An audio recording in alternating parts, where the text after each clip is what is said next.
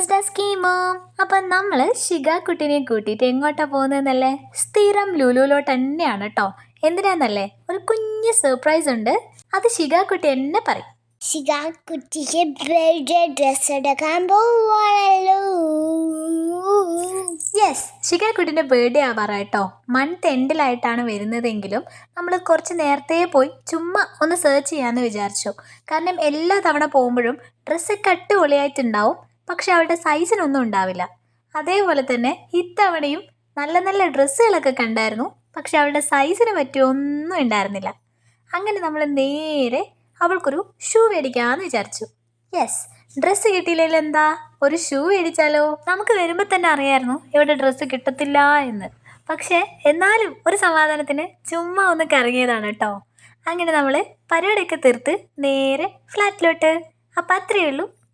By.